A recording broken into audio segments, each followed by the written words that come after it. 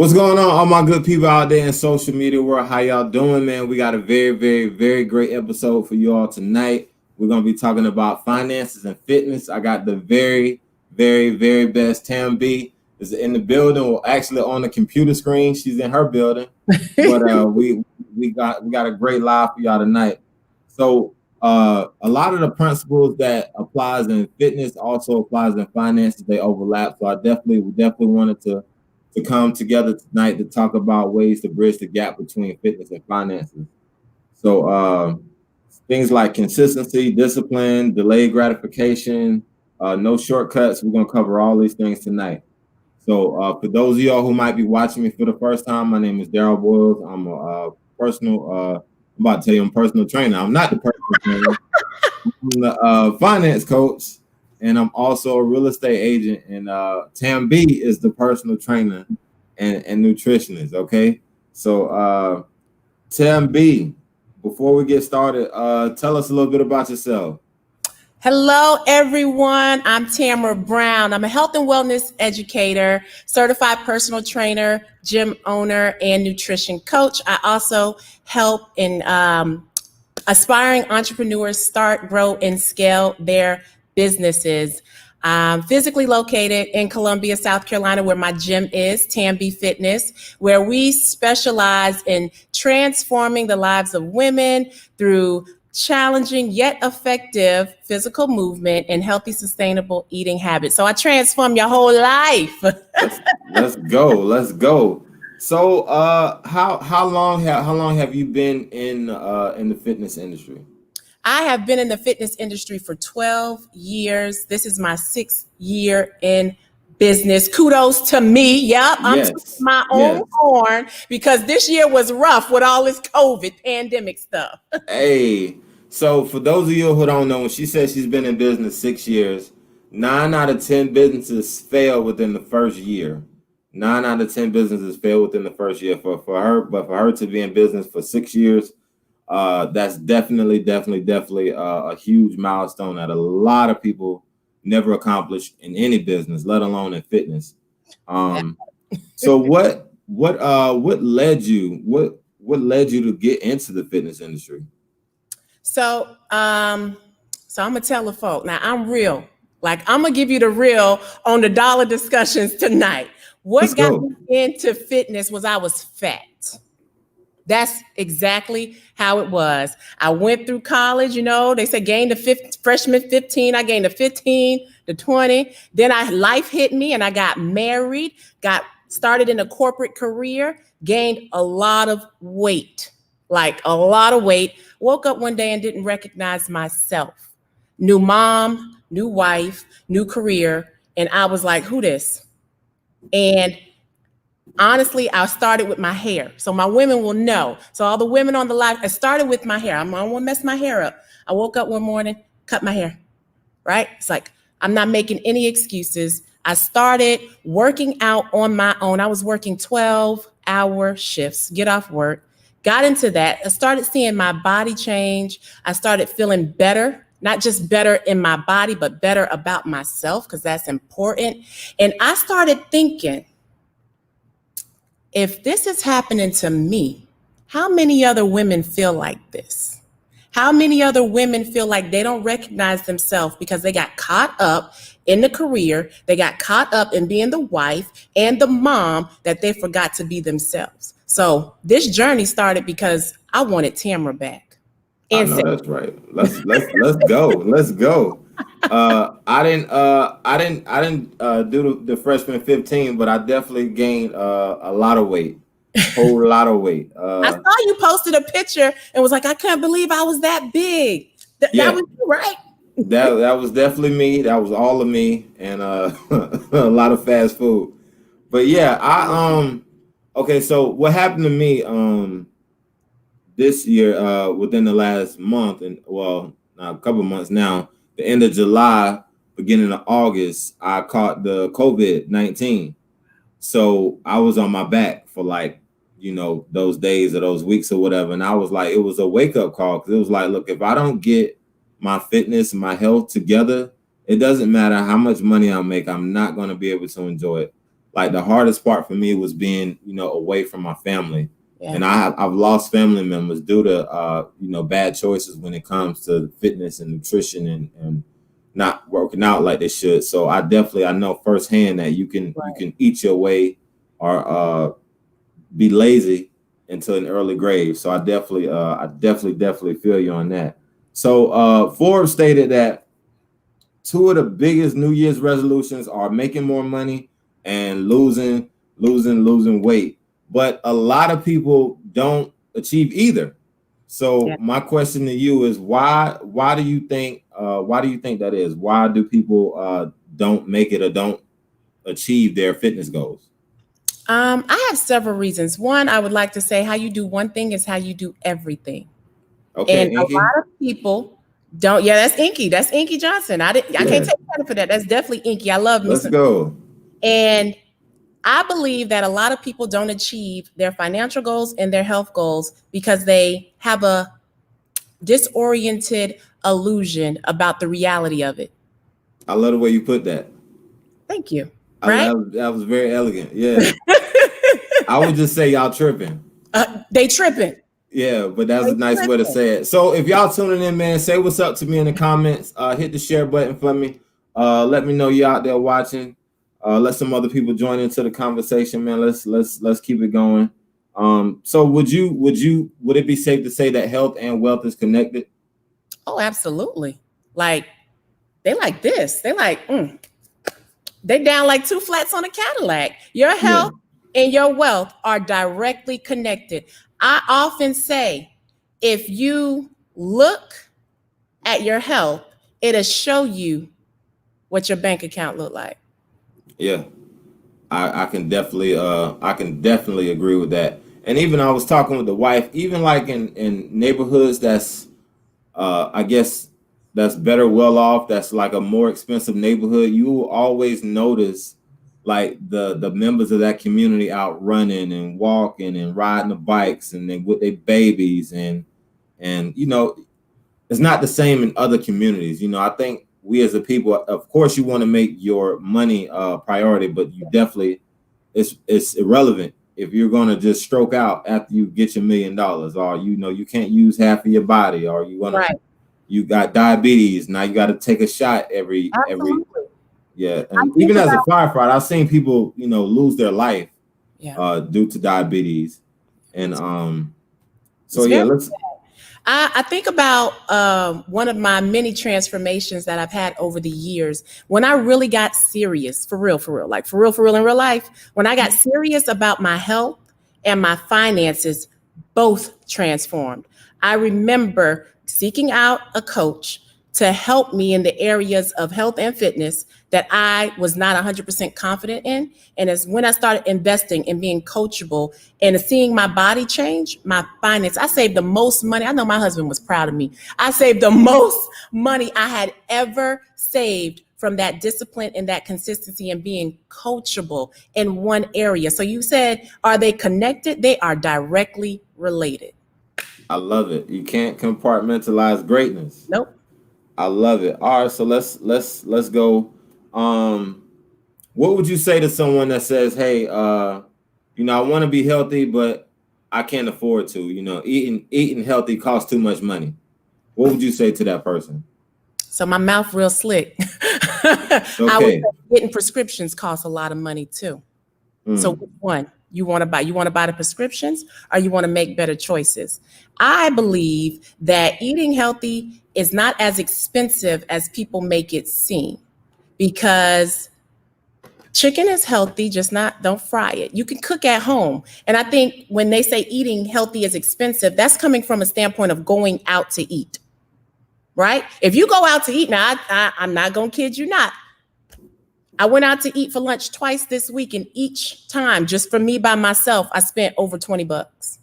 Oh wow, you eating real good. Oh yeah, baby, I eat good. Yes, you sir. Real good. I'm not mad at that. When you talk about a family of 4 or a family of 5, nah, you cannot do that. But if you go to Sam's Club and you buy you a pack of chicken, you get some collard greens, you buy a bag of rice, baby, y'all eating for a couple days. So buy it in bulk. Yeah, Yeah. So when Let's people go. tell me it's too expensive, I say, no, you're looking at it the wrong way, because you're not buying anything differently. You're just preparing it differently. Okay, I love it. Dropping bars on us tonight. Ooh, sound effect. Let's go. All right. We're in a pandemic, in the midst of a pandemic. So, what are some ways that people can stay fit during this COVID-19 pandemic? So, I think one of the major things that everyone can do, including myself, that we can do to stay fit is to really clearly define what health and fitness looks like to you. People get it twisted. Social media is glamorizing a lot of different things. But when you say fit, what is fit? Is it a number? It is a size? What does that look like to you? So for people to say, oh, I want to stay fit, I want to clearly define what that means so that you won't have any confusion about what it is that you need to do. I think oftentimes, even in the midst of this pandemic, everybody was outside because we didn't have anything else to do. Like, we tired of looking at the walls. These kids are running around here. I got screen fatigue. I need to find something to do. But when you really say, oh, I want to get fit, that's you're intentional about that. Mm-hmm. You're very, very intentional. So I believe that if you define what fit looks like for you, then you would be more likely to achieve that goal and prove Forbes wrong, right? So when I think about fit, and everybody's definition of fit and healthy are different. When I think about fit, I think about in here flipping these tires. I think about being able to run without aches and pains. When I think about my overall health, I think about I want my body to function the way that God designed it to function. No aches, no pains, none of that. Like I'm gonna live a long quality life because I am healthy. Let's go. That's it. Yeah, I love it. Oh wow. One of the books I recommend while I'm thinking about it, is called How Not to Die.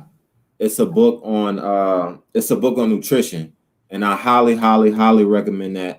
I would get the audio book, but that's just me.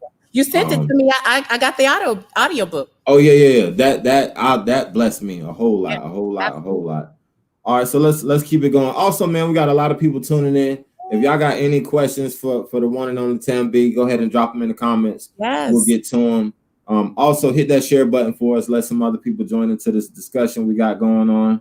All right, let's keep going. So the government has a lot of on the TV we're saying, wear your mask, wear your gloves, sanitize your hands. Is there anything that you would recommend people do to kind of avoid getting that COVID-19 that they can do with their nutrition?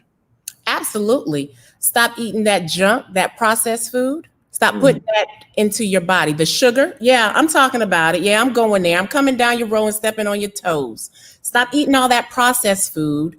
Stop drinking all your calories. Drink some water, right? So that way you can naturally increase your immune system. I know there's different supplements out there. I think sea moss has been the biggest trend. The elderberry has been the biggest trend if you've been sleeping on it. Those things are great, but our bodies will naturally increase our immune system if we give it the nutrients. Give your body nutrients, not junk, that it needs. Your body will, I won't say become immune to COVID or anything like that, but you'll deal better with it. And I believe just reading some of the COVID stories, a lot of people that are dying with COVID is because they have pre-existing conditions or they're not in as best of health as they could be or should be. So I think that if you don't treat your body well, if you don't fuel your body properly, right? We got, we think about gas. You got 87, you got 89, you got 93. Give your body 93. Absolutely. Right? I think one of the things that helped me out was I was in a decent shape. I was running my miles. I was putting in the work. My COVID, it was very miserable, but it wasn't as physically painful as some of the other stories I hear. Like a lot of my torment came from mental. I was being mentally challenged with my COVID a lot. Yeah. But I definitely agree with everything you just said. So if I'm a person, I've been struggling with my weight for years, what is the best way to get started losing weight and taking my fitness serious? Ooh, if you have been struggling to lose weight for years, you need to get you a coach or a trainer, somebody that knows how to do it, because it's a great investment.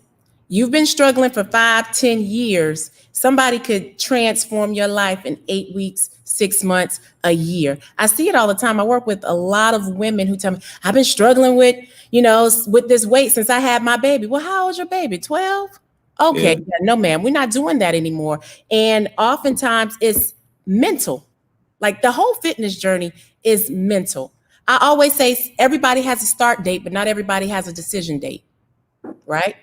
Everybody gonna start January 1st, but only a few are gonna decide that this is what I am doing. This is my new lifestyle. So I challenge everyone who's struggling, need a reboot, need to restart, or just needs to start, period. One, if you don't have a coach, if you don't have a support team, if you don't have somebody who knows what they're doing that can get you from where you are to where you want to be, that is the investment you need to make at whatever cost, right? Because if it means that much to you, you'll invest in it. And then 2, make a decision.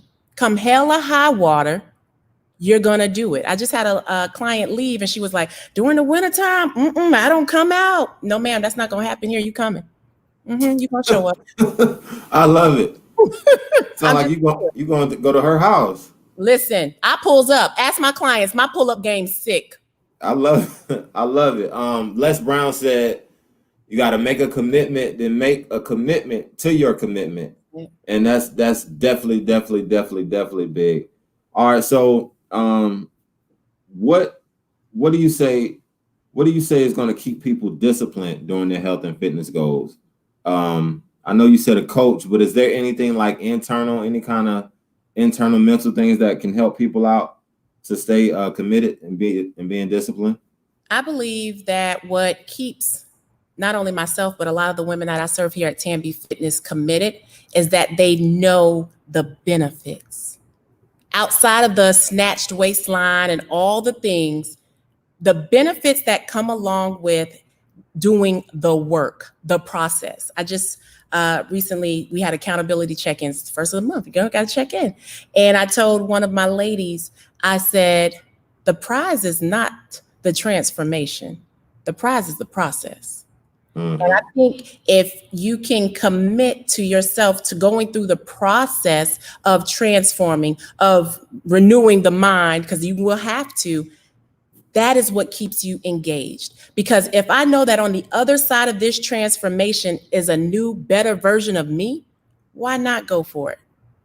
Why? And I'm not just talking about the physical. If people could get past the physical, like, oh, yes, I'm going to drop these pounds. Yes, that's a byproduct of you doing the things. But if you really understood the next level that you would go to because you're honoring your body, that's something I can't let off of. Exactly. Yeah, definitely. I agree with that. You got to have a real reason why. Got to have a big why, as my man ET loves to say, like, what's your why? I know with me, definitely it's more, it's not just the results, it's more so being here for my family. Like, I got a 2-year-old and he is a busy body. Yeah. And I gotta be able to keep up with him. And now we got number 2 on the way. So my family needs me. Busy. Yeah. That joker, man, he's all over the place. I say all the time,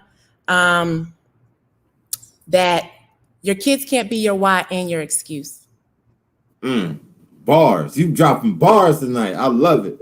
Like I tell women that, because I asked them during a consultation, what brought you in here? What's your why? What's going to keep you going when you don't feel like it? Because let me tell you something. I've been in this thing 12 years. Every day I don't feel like it.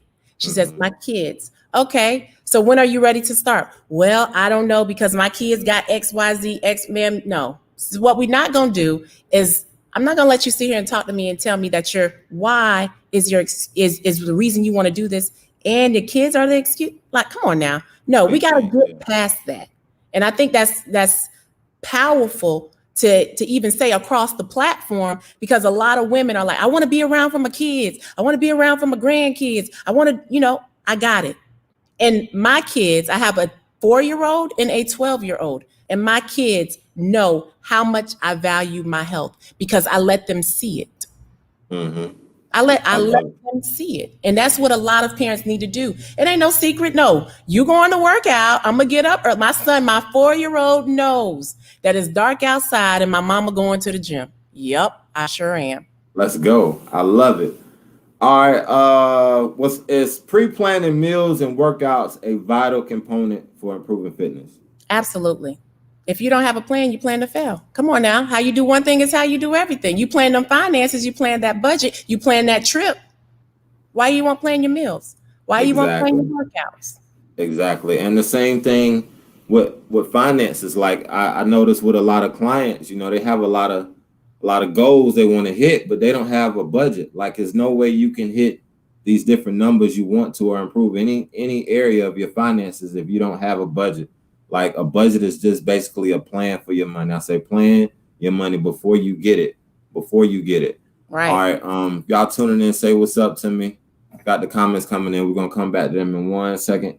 All right. Let's talk about entrepreneurship a little bit. You've been in business for years. Like I mentioned earlier, most entrepreneurs fail within their first year. They never make it out their first year.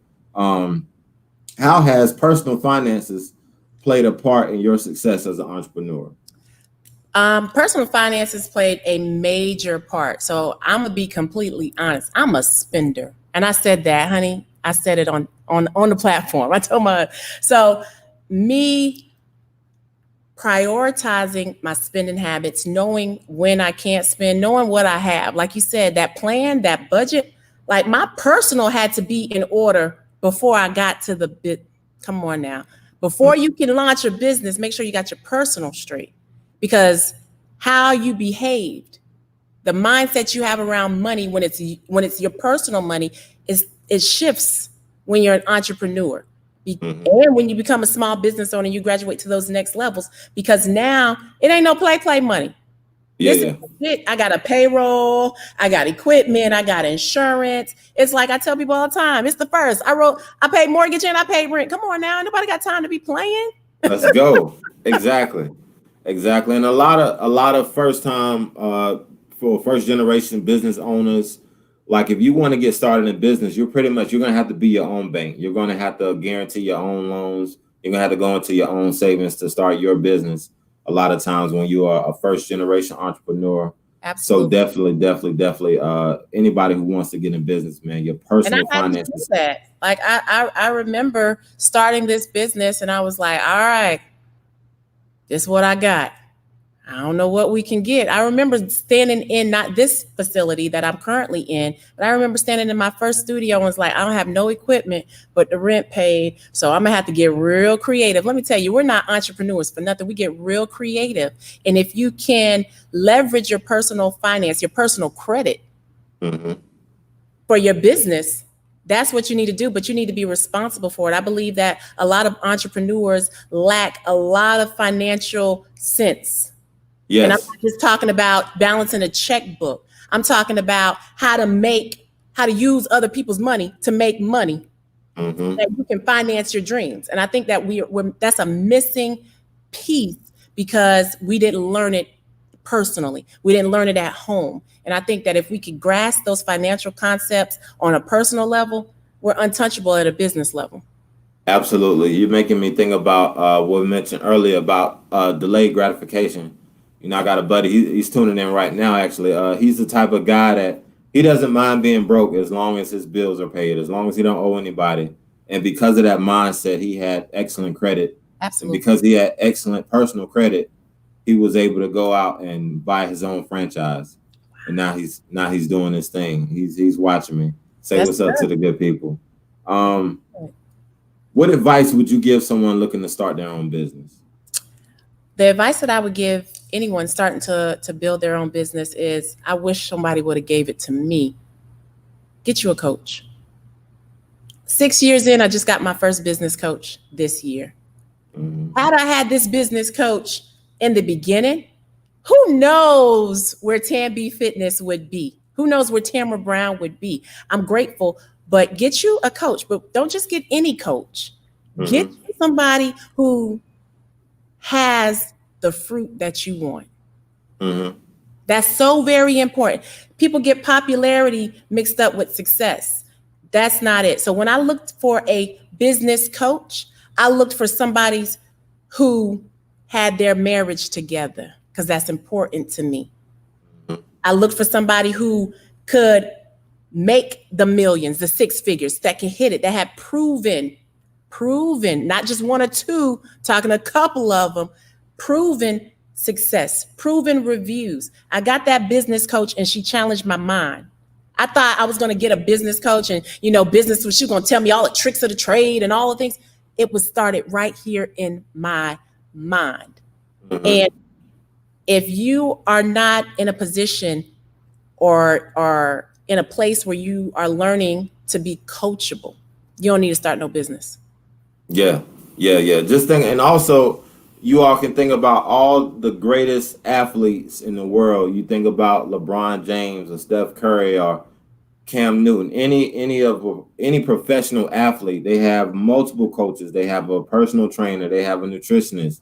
They got a head coach. They got a strength and conditioning coach. For my basketball players, they got shooting coaches. It is. They have, and these are professional athletes who already are worth millions and hundreds of millions of dollars. They can find the value in coaching, and certainly, if we're trying to make it to that next level, we should also see the value in coaching. And definitely. Away from getting a coach because of the investment that is needed, especially when you're starting out. But if you get a good coach, they'll tell you how to flip that investment. Real quick, yeah. So this is a real good one right here. How do you manage your fears as an entrepreneur? Straightforward. It is what it is. I'm a risk taker. If you're an entrepreneur and you say you're not a risk taker, you ain't really about this life, because the entrepreneur life is I'm not walking in fear or anything like that. But when it comes time for challenges or adversity, it's kind of I use my gym skills. I'm like, all right, so what? I box, what's up? I just face them straightforward, because I believe that when you're faced with those fears or those challenges, how you react to that is how you react to anything. How you go, anybody, when you go to an interview, they say, tell me about your past experience with XYZ, because they want to know how you acted in that past experience, because it's probably how you're going to act now. So when it comes to fears, I just be like, nuck if you bug, what's up? That's my approach. Let's go. What's the quote? Say, if you can't get over your fear, do it scared. That's it. I do a lot of things scared. I do a lot of things scared. I still get nervous every morning I come in here in this gym and train my clients. I still get nervous for every consultation, every phone call, every email. I still get nervous. And that's a good place for you to be, actually. Let's go. I love it.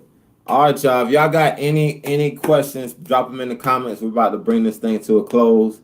Any parting words or any advice, any tips, any things you want to tell the people, Ms. Tam B?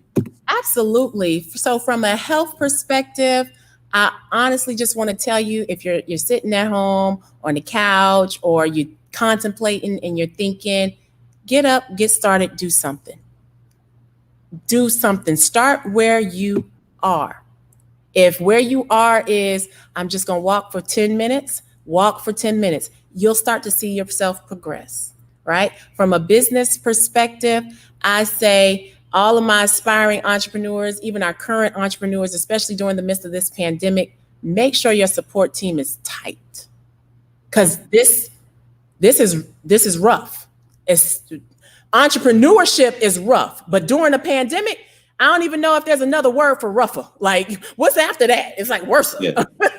Make sure you have a support team and get the help that you need. I think a lot of times we don't, as entrepreneurs and small business owners, we don't make it because we don't have that personal support team. The people you call when you want to quit every 3 months, because that's me. Every 3 months I won't quit. I'm like, listen, I'm turning. I can't do it no more. I ain't gonna do it. Right? Yeah. You need that support team, but you also need support in your business, because if you're doing anything significant, you need a team. So I encourage you to assemble your team, assemble your support group, and start where you are. Like the Avengers. Yeah. You need a team like the Avengers to come together. That would be dope. Yeah. I love it, man. All right, Miss Tam B. Everybody who tuned in, man. Thank y'all. If you do me a favor, man, please hit that share button, man. Let's get this conversation started with some other people about improving our fitness and improving our finances. Like we mentioned earlier, it's irrelevant how much money you make if you're not going to be alive to enjoy it. Let's not eat our way into an early grave. And let's continue to be great, man. What she said is to start where you at. I know that's definitely what I did.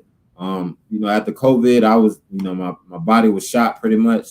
And that's exactly what I did. I started with walking.